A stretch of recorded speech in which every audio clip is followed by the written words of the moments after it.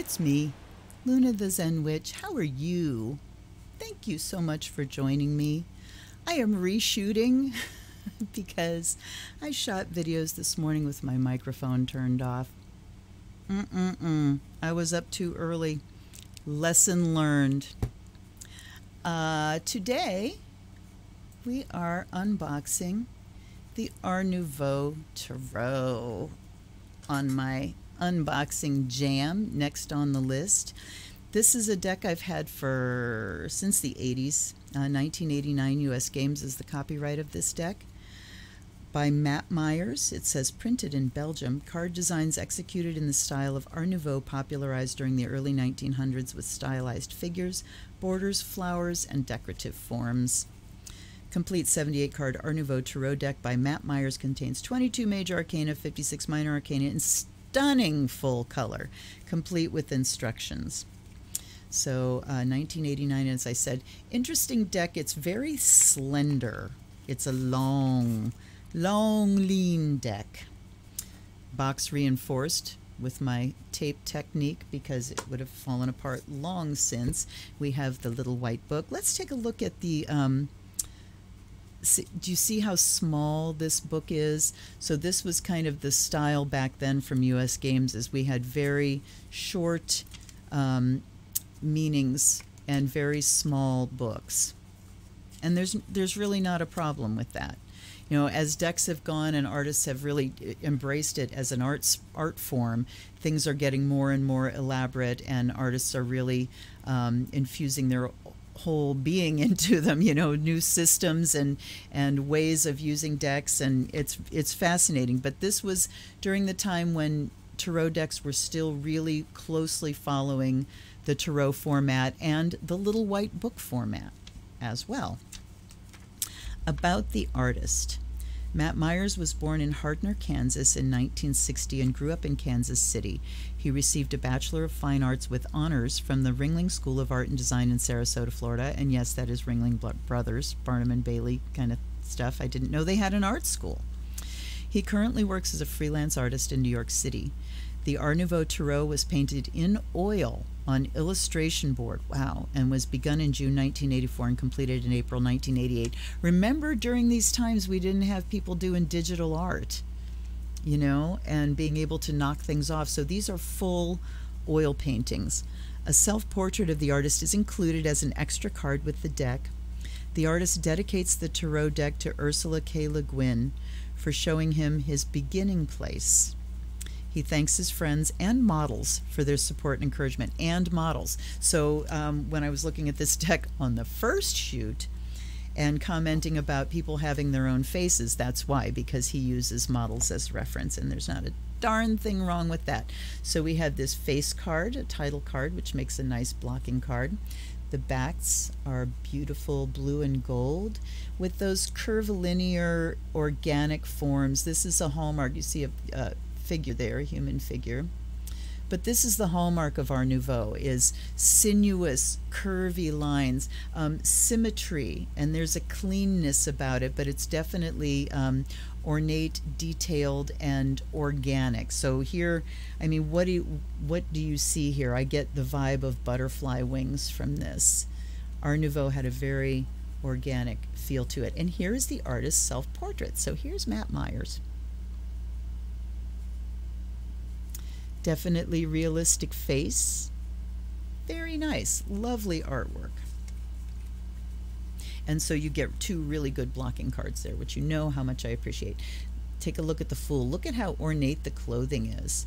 And I'm noticing his hands here. That we've got kind of a gloved hand and an ungloved hand. I'm not sure why that is. He's going after a butterfly, chasing a butterfly. Look at the bells, substantial codpiece, and he's kind of hovering in midair. It doesn't really look like he's stepping. Well, I guess that is a cliff. What I was interpreting, it almost looked like trees, but I see now that he's at the edge of the cliff. All right. The Magician.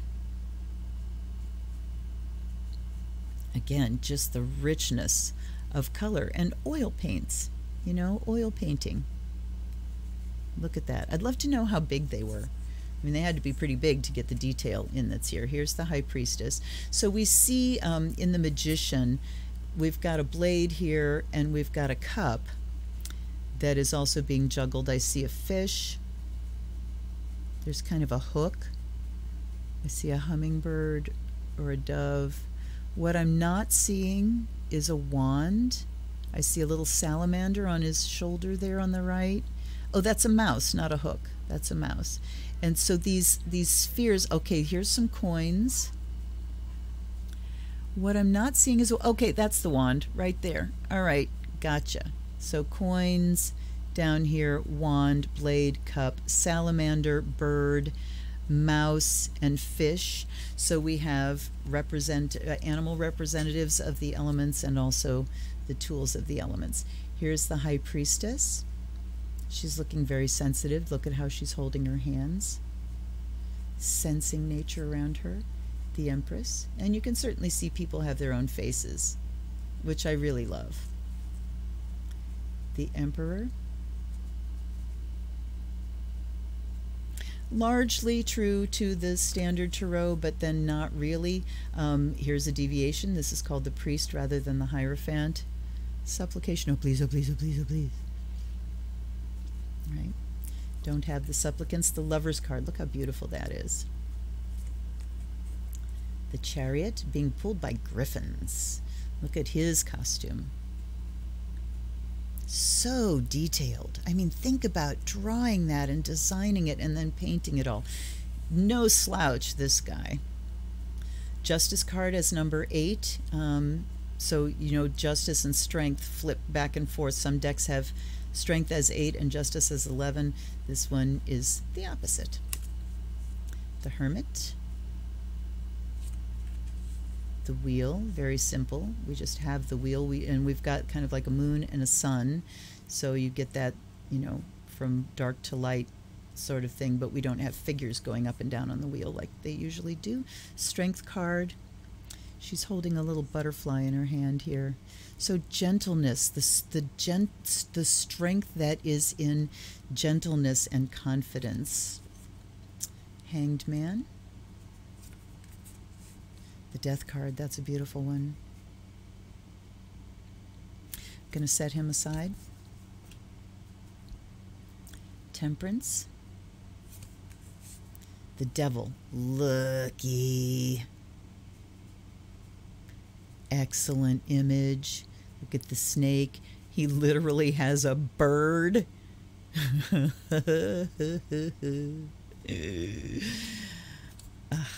Yeah, there's a 12-year-old in me, no doubt about it. Tower. I like the tower being off in the distance like that. Baradur. Star. The moon. Oh, isn't that lovely? Very flowy. There's a lot of dynamic movement here. These two are very Alphonse Mucha-ish. I have 3 decks that are Art Nouveau style. This was the first one I had. I have the Mucha deck, which of course you will see me unbox at some point, and the Ethereal Visions, which I've already reviewed in the recent past, which I think tops them all. But these remind me very much of Alphonse Mucha's kind of images. Here's the sun, glorious being that he is. Lovely. Judgment, blowing the trump, and the world. Then we go to swords. And swords clearly fire in this deck. Yay! I didn't note that before. Okay, so instead of somebody sitting with a blindfold, we have a couple gripping a sword, kind of, they're sort of striving with each other. And then it looks like she's gotten away with it. Sword up in the air, don't know what's going on there. And now she's kind of gripping his leg. I don't really like this image. I don't like the dominance of it. He looks very dominant over her, and she looks like that. Oh, don't leave me. I really don't like that image. 6 of Swords, I guess this is more in keeping with the traditional, going someplace in a boat. So what I'm seeing here with this suit is you're seeing a journey of a couple going through some trouble and strife. Then we've got the 7, which is the thief card. Not really seeing the thief bit. She looks like, woohoo, you know, the kind of Jezebel-y, and he's just sort of... So obviously we've got interactions between two people, but I don't understand. And now, okay. Wow, I don't like this one either. We have the assault card. And here she is with a dagger. He's standing over her. She's going, give me my chance. And there it is. And down he goes. So, quite, I mean, I can see the vibe of the normal swords that, you know, at night, the things that come and get you. But this confrontational between two people thing is definitely something new. Page of Swords. Knight. Queen, look at her. Wow.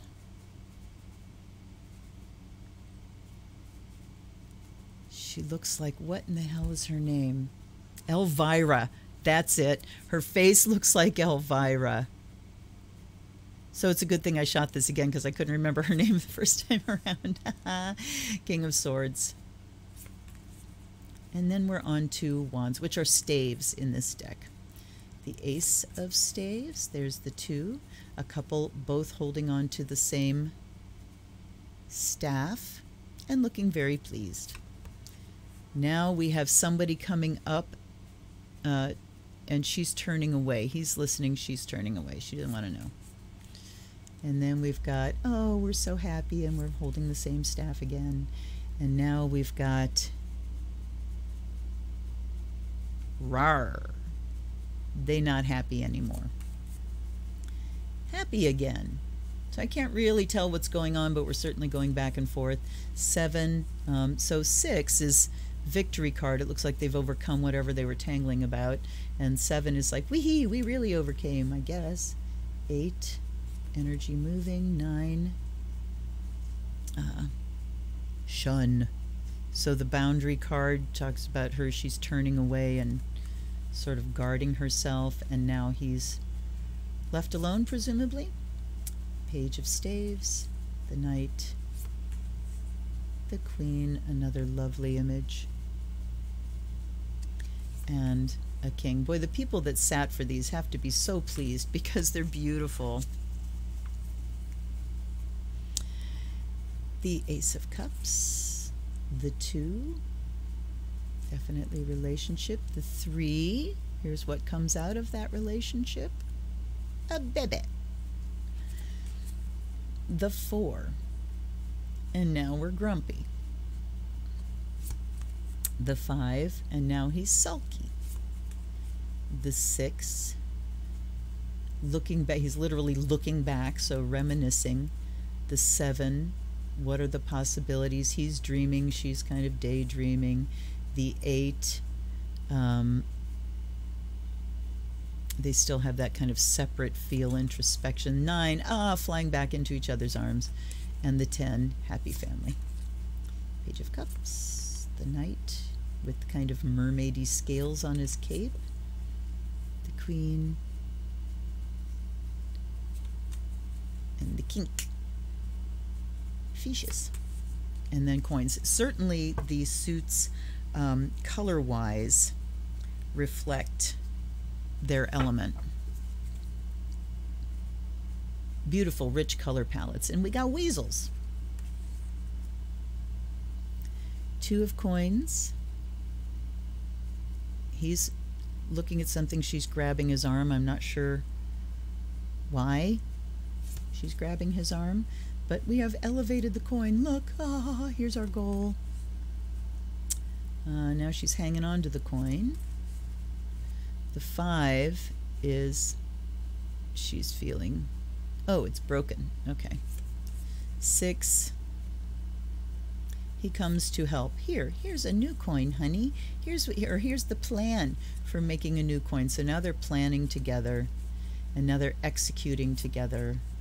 and now it's done, and they're very proud and happy, and now it's hung up, and they're like, wee, it's better than the first one. Page, Knight, Queen, and King. I set aside the Death card because when I did a reading the first time with this and I asked a particular question, it's the first one that came out, but I can't remember what the other one was, and the moment is gone. So we're gonna try again. Let's before I shuffle, let's make an offering to the muse of this deck and the artist of this deck, that it may speak truly to me. I offer you fire of Azrael, assistants, angels, fairies, guides, and guardians. Please come in and speak through this instrument. I offer you light, I offer you water, and I offer you perfume. Now, here's the fun part. This deck shuffles like a dream. You know, back then when the sizes of decks were standard, you really could expect kind of the same thing with every deck you got from US Games. They were going to be the same type of cardstock, they were going to be of a similar size, and they were all going to be easy to deal with and easy to shuffle. And then we started getting like uber creative with packaging, and some of it's been really good, some of it you've heard me bitching endlessly about. I want to do 2 more. I think that was 5, but I want to do 2 more because I really want them mixed. All right. And 1 more. And plus, I'm just having fun shuffling. Okay, there we go. Now, let's ask, what do we need to do to most... to survive the times that we're in the best possible way? To survive our circumstances, what do we need to do? When I did this last time, Death card flipped out, and it was because we need to let the past be the past and let go of the way things used to be, because it's not coming back. All right. I want to do 1 more. There we go. That's what I was waiting for. Okay, so we've got 4 out here. King of Cups, Queen of Cups, Ace of Cups, and the Hermit. I'm going to set the King and Queen over here. So the Ace of Cups and the Hermit talks about a new emotional beginning, because how we pull ourselves back from the fray. I know that I've been way backing up from Facebook, as have so many people, so many of my friends, because we're just the pressure is ratcheting up, the stress is ratcheting up, and we can feel it. So we need an emotional reset here. And we can do that by backing up and removing ourselves from the fray, from the political, you know, I can't do it anymore. So I'm on vacation from that, literally. The Hermit levitates before a stained glass window. Ooh, he's levitating. Wow. The Hermit levitates before a stained glass window. His eyes are closed, for his wisdom comes from within. Knowledge, prudence, vigilance, circumspection, self-denial, withdrawal, regression, annulment, tendency to withhold emotion. But the Hermit is all about solitude. It's all about taking your own path and looking at your own path. So how do we take care of ourselves? We take care of our own path and what we're doing day to day. The Ace of Cups says, in an ornate cup surrounded by fish and water lilies, symbolizes the suit of cups, love, emotion, beauty, and goodness. Divination meanings is great abundance, fulfillment, perfection, joy, fertility, opulence, productiveness, beauty and pleasure, goodness overflowing. So fulfillment, it really is talking about finding your satisfaction in your own life and not externally. Really looking for that joy, going into solitude, going into self-protect and preservation mode if you have to, going into isolation if you have to. Let's look at the King and the Queen, because they did come out, so we're not going to ignore them. So you can see that each card has a description by the author, and then I think these are beyond just the standard Stuart Kaplan, and Stuart Kaplan is not mentioned here, so these are not the standard meanings. So Matt Myers definitely wrote those as well, and I like them. The Queen of Cups holds a cup to drink to friendship and trust, a warm-hearted and fair person, beloved and adored, good friend and mother, devoted wife, practical, honest, loving, intelligent, gift of vision. King of Cups admires a golden chalice, responsibility, creativity, scholar, professional, religious person, scientist, a considerate person, kind and reliable, artist, interest in the arts and sciences, generosity. So warm-hearted, affectionate, generous, those qualities of cups, being in touch with your own emotions, and the king and queen. So it's saying pay attention to your intuition, listen to that, use those gifts.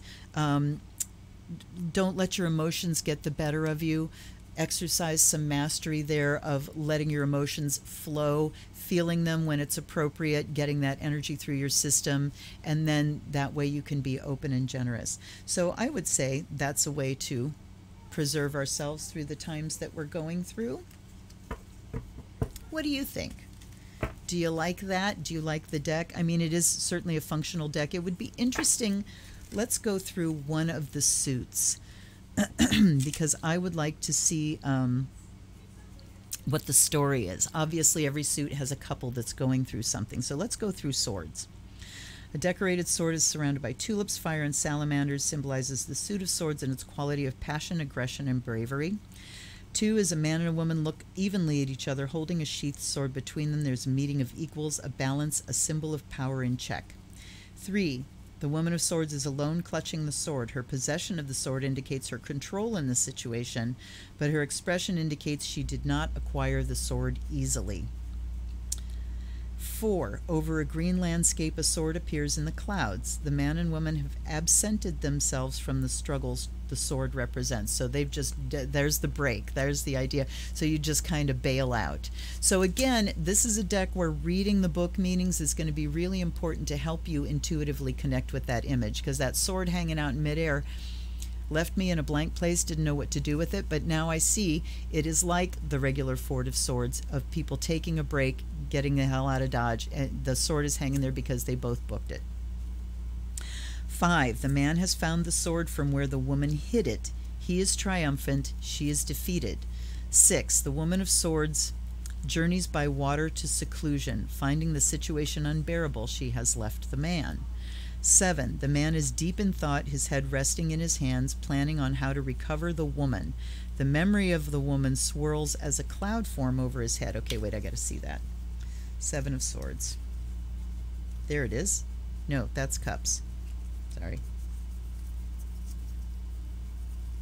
Swords are fire. In this deck, colors... 7. Okay, here we go. So she is actually hovering over his head. He's thinking about, how do I get her back? Boy, she was a hottie. And she is swirling over his head. Okay. 8. The man of swords has discovered the whereabouts of the woman of swords and is forcibly abducting her. She is furious at him and at her inability to stop him. 9. The man has been successful in regaining the woman, but any chance of true reconciliation is beyond his power. She lies at his feet, apparently passive, but only waiting for her chance, a dagger in her hand. 10. The woman of swords cradles the man in her arms. He bleeds from the wound she has inflicted. His face is calm, hers is agonized. She grieves for the ruin of their lives. So she's taken responsibility for all the shit he caused. Me no likey. Little bit of misogyny coming in there, but if you look at it kind of on a spiritual level and just energies and strife and conflict that happen. Okay. Interesting approach. Very interesting approach with the relationships going through. Definitely a deck that is worth taking at its own, in its own context, as I've talked about before. Learning the deck, easy to do because it's not hugely detailed. There's not like tremendous in-depth stuff. I think it's very easy to look at the deck and connect with the images through his descriptions. So well done, Matt. It's certainly a deck of its time in the late 80s. Not my favorite of the Art Nouveau decks, but it was the first one I got and I jumped at it when I saw it. Fits in the hand in a nice way, very comfy. I hope you enjoyed that. I hope you've subscribed to my channel. Please help me to get to my first 1,000 subscribers. If you'd like to leave me a donation, the link is below. Better yet, If you would like to purchase a deck for me, my Amazon wish list is below. And if you do, I will do a personal reading for you with that deck in my unboxing video. I will shout you out if you give me a YouTube name to use. But you're going to know you bought me the deck. Keep a note. You'll know what you did. And I will give you a personal reading with that deck. How can you refuse that deal? How can you refuse it? Come on, let's do this thing. Anyway, I also hope that you're well and you're washing your hands and wearing your mask. I hope you're registered to vote. I hope you are going to do it like your life depends upon it, because it does. The life of our democracy depends on it. Thank you so much for being with me. I really enjoy our time together. I will see you tomorrow with another unboxing. Until then, this is Luna the Zen Witch. Blessed be.